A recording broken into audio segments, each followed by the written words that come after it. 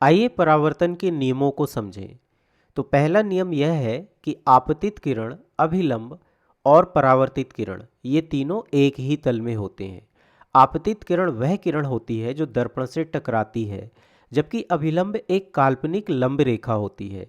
इसे हम उस बिंदु पर खींचते हैं जहां आपतित किरण दर्पण से टकराती है और फिर परावर्तित हो जाती है। दूसरा नियम यह है कि आपतन कोण यानी आपतित किरण और अभिलंब के बीच का कोण हमेशा परावर्तन कोण यानी परावर्तित किरण और अभिलंब के बीच के कोण के बराबर होता है। इसका मतलब यह है कि यदि आपतन कोण बड़ा है तो परावर्तन कोण भी बड़ा होगा, और यदि आपतन कोण छोटा है तो परावर्तन कोण भी छोटा होगा। और यदि आपतन कोण शून्य है, जिसका अर्थ है कि प्रकाश की किरण अभिलंब के अनुदिश है, तो परावर्तन कोण भी शून्य होगा, क्योंकि प्रकाश की किरण अपने मूल मार्ग से ही वापस अभिलंब के अनुदिश चली जाएगी।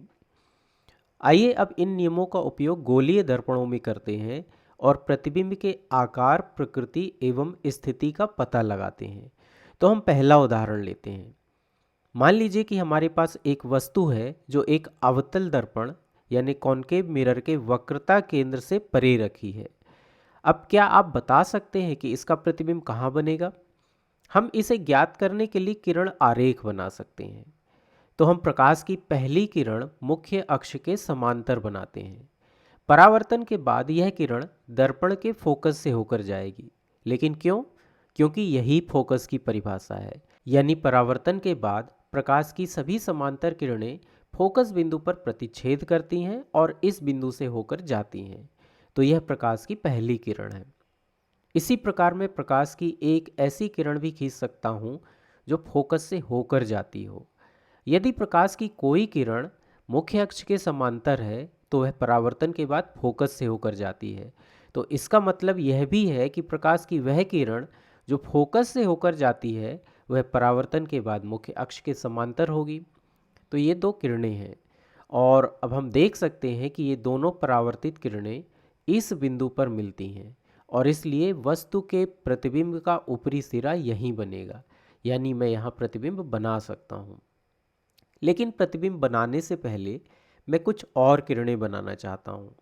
तो चलिए मैं एक किरण दर्पण के वक्रता केंद्र से होकर बनाता हूँ। दर्पण के वक्रता केंद्र से होकर जाने वाली किरण अभिलंब के अनुदिश होती है। याद रखें कि गोली दर्पण का अभिलंब उसके वक्रता केंद्र से होकर गुजरता है, इसलिए यह किरण अभिलंब के अनुदिश होगी।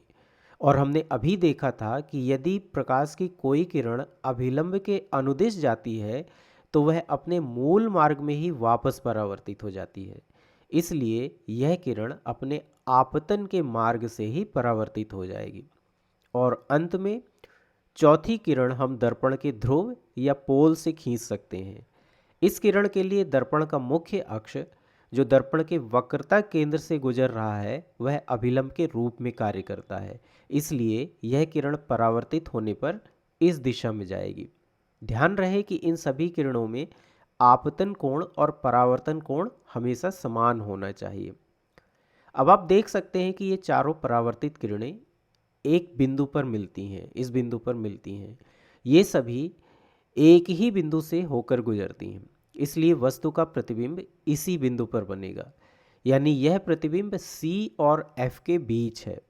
यह प्रतिबिंब वस्तु से छोटा और उल्टा बनता है, और उल्टा प्रतिबिंब हमेशा वास्तविक प्रतिबिंब होता है। यानी हम इसे पर्दे पर प्राप्त कर सकते हैं। चलिए अब एक ऐसी स्थिति पर विचार करते हैं जिसमें वस्तु को ध्रुव यानी P और फोकस यानी F के बीच में रखा गया हो।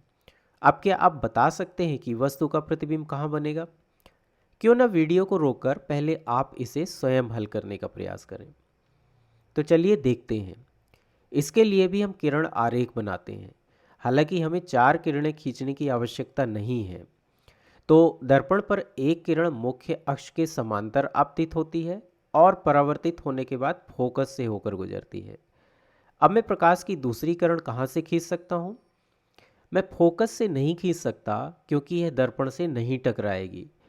मैं वक्रता केंद्र से भी किरण नहीं खींच सकता, क्योंकि तब भी यह दर्पण से नहीं टकराएगी।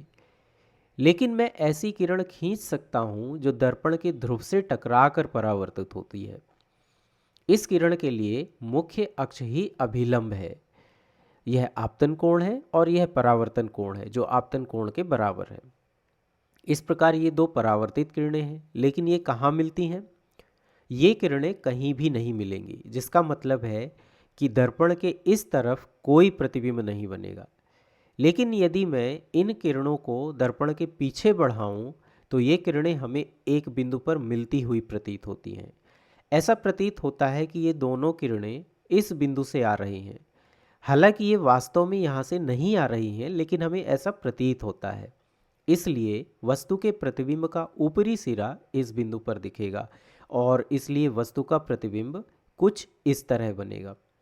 यह प्रतिबिंब दर्पण के भीतर है, वस्तु से बड़ा है और सीधा है, जिसका अर्थ है कि यह एक आभासी प्रतिबिंब है। आभासी प्रतिबिंब को पर्दे पर प्राप्त नहीं किया जा सकता। वास्तव में सभी सीधे प्रतिबिंब आभासी प्रतिबिंब होते हैं और उन्हें पर्दे पर प्राप्त नहीं किया जा सकता। चलिए एक और स्थिति देखते हैं। एक वस्तु एक उत्तल दर्पण यानी कॉन्वेक्स मिरर के सामने रखी है। अब इसका प्रतिबिंब कहाँ बनेगा? पुनः प्रकाश की उन सभी चारों किरणों को खींचने का प्रयास करें जिन्हें हमने अवतल दर्पण के लिए खींचा था। ठीक है, तो मैं पहली किरण दर्पण के मुख्य अक्ष के समांतर खींचता हूँ, लेकिन यह परावर्तित होने पर कहाँ जाएगी? यह फोकस से होकर नहीं जाती है, क्योंकि यह एक उत्तल दर्पण है, इसलिए यह दर्पण के अंदर नहीं जा सकती। लेकिन यह दर्पण की सतह से परावर्तित होने पर फोकस से आती हुई प्रतीत होती है। चूंकि यह मुख्य अक्ष के समांतर है, इसलिए यह फोकस से आती हुई प्रतीत होती है। अब मैं प्रकाश की अगली किरण दर्पण के फोकस पर केंद्रित करके खींचता हूँ। यदि प्रकाश की किरण को फोकस पर केंद्रित करके खींचा जाए तो वह परावर्तन के बाद पहले की तरह ही मुख्य अक्ष के समांतर जाती है। तो इस प्रकार यदि आपतित किरण मुख्य अक्ष के समांतर है तो परावर्तित किरण फोकस से आती हुई प्रतीत होती है, और यदि आपतित किरण फोकस पर केंद्रित है तो परावर्तित किरण मुख्य अक्ष के समांतर जाती है। ये दो किरणें यह पता लगाने के लिए पर्याप्त हैं कि प्रतिबिंब कहाँ बनेगा। लेकिन चलिए कुछ और किरणें खींचते हैं।